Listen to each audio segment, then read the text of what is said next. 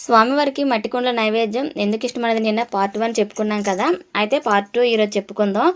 అయితే స్వామివారు రాజు కళలో కనిపించి భీముని గురించి చెప్పిన తర్వాత అప్పుడు రాజు ఏమో తనను మించిన భక్తుడు ఒకడు ఉన్నాడని స్వామివారు చెప్పిన మాటలు మనసులో ఉంచుకొని అతనిని పరిశీలించుటకై వెంకటాచలము సమీపనున్న పల్లెలో అయితే బడులతో కలిసి తిరుగుతున్నారంట.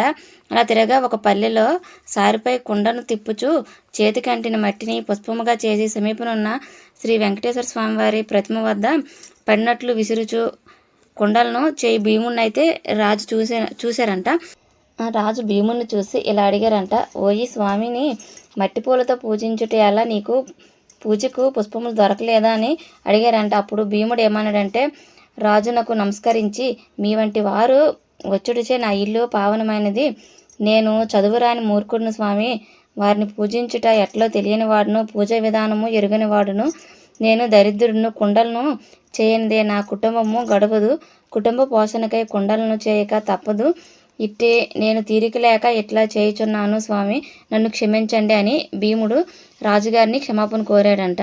క్షమాపణ కోరి, నేను శ్రీ వెంకటేశ్వర స్వామివారిని నమ్మిన వాడును, చేతికి అంటిన మట్టినే పుష్పముగా చేసి స్వామివారిని తలుచుకొని ఇక్కడి నుండి లేవలేని స్థితిలో ఉండుటచే మట్టి పూలను స్వామివారి దగ్గర పడినట్లు విసురుచున్నానని భయభక్తులతో వినయముగా ఆ మహారాజునకు తన పరిస్థితిని భీముడు వివరించాడంట. అప్పుడు ఆ కుమ్మరివాని మాటలు విన్న రాజు ఆశ్చర్యపడి వాని భక్తిని మెచ్చి ధనమునిచ్చి తన రాజ్యమునకు వెళ్ళిపోయారు. ఆ తరువాత కొంతకాలమునకు భీముడు మరణించి స్వర్గం చేరాడంట. శ్రీ వెంకటేశ్వర స్వామి భీముని భక్తికి మెచ్చి, నాకు ఇక నుండి ప్రసాదములను మట్టి పాత్రలతోనే నివేదింపవలేనని తొండమాను మహారాజు కలలో కనిపించి చెప్పారంట స్వామివారు. ఈనాటికి స్వామివారి సన్నిధిలో ఈ ఆచారం అనేది పాటించున్నారంటండి. మట్టి కుండలతోనే ప్రసాదమును నివేదన చేసి స్వామివారిని ఆరాధించున్నారంట. అయితే నాకు ఇది నేను 7 శనివారం వ్రతంలో తెలుసుకున్నాను అనమాట. నాకు తెలిసింది కొంచెంగా మీతో అయితే షేర్ చేసుకున్నాను. ఇదండి స్వామివారికి మట్టి పాత్రలో నైవేద్యం ఎందుకు ఇష్టం అంటే, కుమ్మరివాని భక్తికి మెచ్చి స్వామివారు అప్పటి నుంచి మట్టి కుండలోనే నైవేద్యం పెట్టమన్నారంట. ఇది కుమ్మరివానికి స్వామివారికి ఉన్న కథ అనమాట. అంటే కుమ్మరివాని భక్తి, స్వామివారి అనుగ్రహము. అయితే నాకు తెలిసింది మీతో షేర్ చేసుకున్నాను. మీకు ఎలా అనిపించింది అనేది నాకు కామెంట్ చేయండి.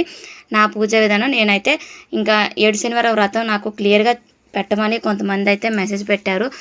నెక్స్ట్ వీడియోలో 7 శనివారాల పూజను అయితే ఎలా చేసుకోవాలి ఏంటి అనేది నేను చేసుకునే పద్ధతి నాకు తెలిసిందే పెడతానండి. నేనైతే నాకు బాగా తెలుసు అని చెప్పట్లేదు, నాకు తెలిసిందైతే మీతో షేర్ చేసుకుంటాను. నాకు నచ్చిన వాళ్ళు నాకు కామెంట్ చేస్తున్నారు, వాళ్ళ గురించి అయితే వీడియో అయితే అప్లోడ్ చేస్తాను. బాయ్ అండి, థ్యాంక్ యూ ఫర్ వాచింగ్.